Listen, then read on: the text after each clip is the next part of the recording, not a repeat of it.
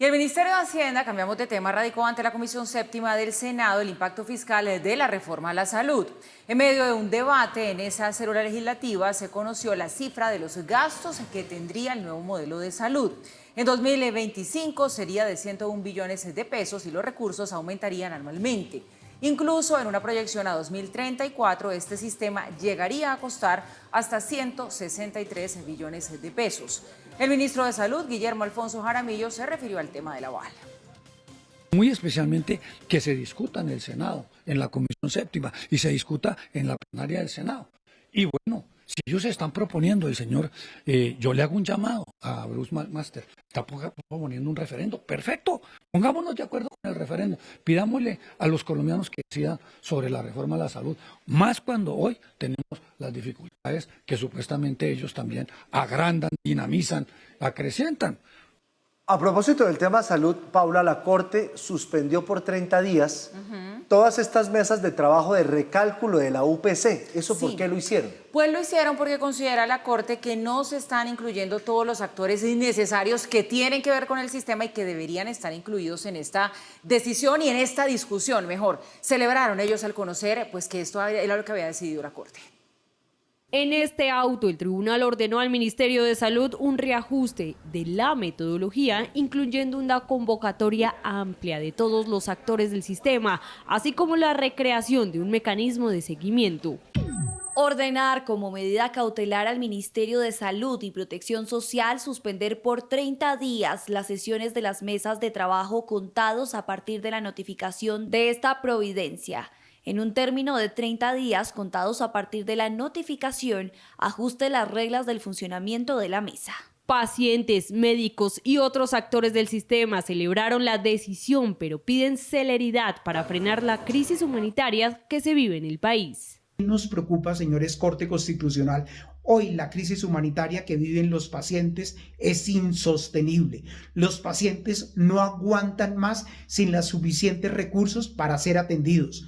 Invitamos a la Corte Constitucional a ponerle el acelerador para que el Ministerio de Salud cumpla todas las órdenes de la Corte Constitucional. Por su parte, el ministro de Salud aseguró que su cartera notificó a la Corte que no ha podido tomar la decisión por falta de datos financieros de la nueva EPS.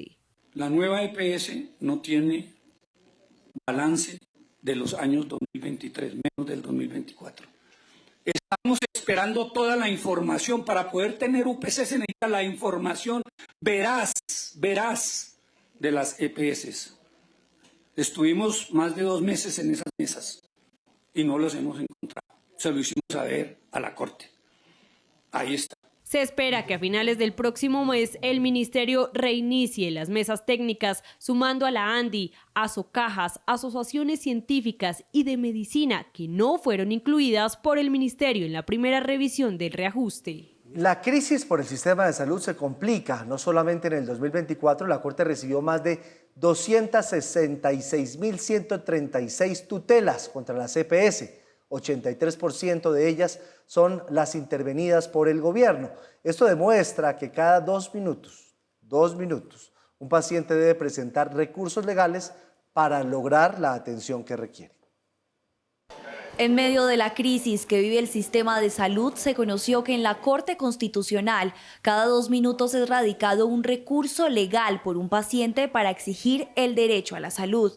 El 30% por demoras en tratamientos, el 26% en falta de entrega de medicamentos, el 24% restante en la asignación de citas. En un estudio que reveló la congresista Jennifer Pedraza, se evidenció un incremento de tutelas del 35% en los últimos 2 años, la mayoría de las EPS intervenidas.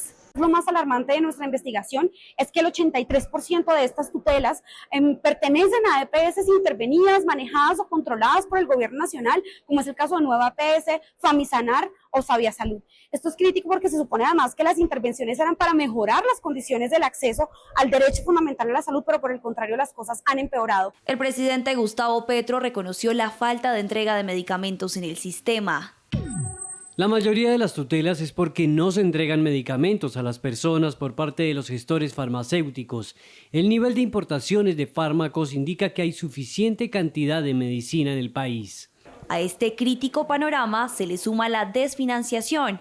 En una carta dirigida al ministro de Salud, los gobernadores del país alertan riesgo en la atención médica por deudas de las EPS que acumulan 17 billones de pesos. Una creciente carga financiera que tiene al borde del colapso a los hospitales públicos, afectando la totalidad de los 930 que componen la red pública de Colombia. Esta situación agravada el pago oportuno de salarios, la adquisición de medicamentos esenciales, el mantenimiento de infraestructura.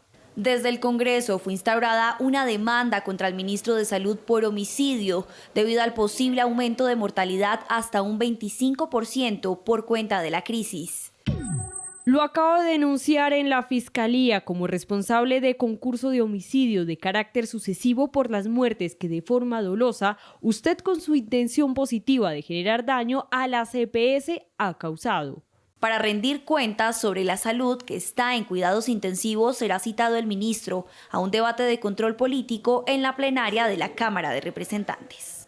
Bueno, y sobre el tema salud hay más. Al cumplirse un año de la puesta en marcha del plan piloto de la reforma a la salud, se filtró una reunión que alertó sobre millonarias pérdidas en el FOMAC.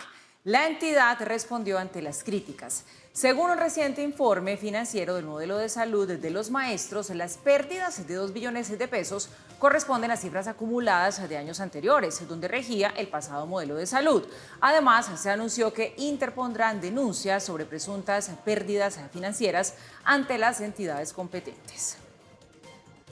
El modelo actual, por el contrario, hemos encontrado que tuvo ya en su primer año de funcionamiento un superávit o una ganancia de 301.296 millones de pesos.